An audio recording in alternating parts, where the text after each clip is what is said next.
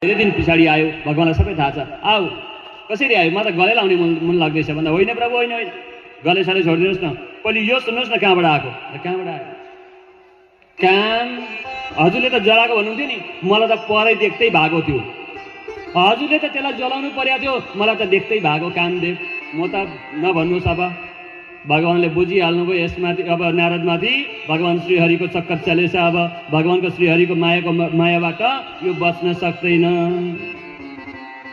अति प्रिय जानी महेश सिकाए, भगवान शङ्करले भन्नुभयो, माया लाग्यो शङ्करलाई मेरो नारद हेर भगवान श्रीहरिका मायामा कसरी फसेछ। भगवानले रक्षा गर्नु यसको। अब के गरौँ यसलाई? राम्रो सम्झायो भने त मान्दैन। अब यसलाई के नराम्रो, जो अब अहङ्कारी व्यक्ति जो नगर्नु भन्नु त्यही गर्छ। अनि भगवान शङ्करले के भन्नुभयो, बार बार बिन भाउ मुनि तोई जिमी कथा यह कथा सुनायो मोई। हे नारद, तिमीलाई म प्रणाम गर्दछु, तिमीले यति अमूल्य कथा सुनायो मलाई, कामदेवलाई पनि जित्यो भन्दा म धन्य भएँ। आज हुर्काइदिनु भयो। तिमी जानी हरि सुनावौ कबहु चल्यौ प्रसङ्ग दुरायौ तबहु। हे नारद, मलाई त भनिहाल्यौ, तर भगवान श्रीहरिका छेउमा नभन्नु। जति सोधे पनि यो कुरो चाहिँ नभन्नु नि, किनकि भगवान शङ्करलाई थाहा छ जो यो अभिमानी व्यक्ति नभन्नु भनेको कुरो पहिले गएर भन्छ, अनि श्रीहरिको कृपाले यो बच्नेछ, पतनबाट बच्छ भनेर नभन्नु है। भगवान श्रीहरिलाई चाहिँ मलाई चाहिँ भनिहाल्यो भनेर पठाइदिनु भयो। त्यहाँबाट नारदजी उफ्रिँदै जान थाल्नुभयो उहाँबाट बिदा भएर।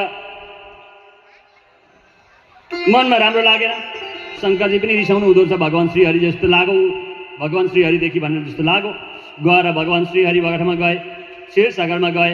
भगवानले नारदजीलाई आउँदै गरेको देखेर वीणा हातमा लिएका नारदजीलाई देखेर भगवानले स्वागत गर्नुभयो। जहाँ वास श्रीनिवास श्रुति माथा, भगवानले लक्ष्मीपति नारायण मेरा श्रीमन नारायण जहाँ बस्नुहुन्छ त्यहाँ नारदजी पुग्नुभयो। नारायण गर्न थाल्नुभयो। हर सिमिले उठी रमानिकेता बैठे आसन ऋषि समेता। भगवानले थाहा पाउनुभयो मेरो नारद कुन अवस्थामा आएको छ। आज नारदजीले प्रणाम गर्नुपर्ने, भगवानै उठेर जानुभयो। शेषशय्याबाट आफै उठेर स्वागत गर्नुभयो, आफ्ना छेउमा बसाउनु भयो, आसनमा बसाउनु भयो। अरू बेला नारद चरणमा बस्थे, आज भगवानको बराबरमा बसेका छन्। भगवान अभिमानीलाई यही हालत गर्नुहुन्छ, जति अभिमान गर्छ जान्छ। हामी पतंग उडाउँदा के गर्छौँ? पहिले छोड्छौँ खेलाउँछौँ, जबसम्म मन भरिँदैन छेउछेउमा उडाउँछौँ होइन। जब मन भरिन्छ अनि छोड्छौँ धागो, यति छोड्छौँ कि त्यो कहाँ काटिन्छ र कहाँ गिर्छ थाहा हुँदैन। त्यस्तै भगवान पनि आफ्नो प्रिय, जसलाई प्रिय मान्नुहुन्छ त्यसलाई बेसी उड्न दिनुहुन्न। जो बेसी उडो समझ लो भगवानबाट टाढा भयो यो सोच्नु, अनि कहाँ गिर्छ कुन नरकमा जान्छ थाहा हुँदैन।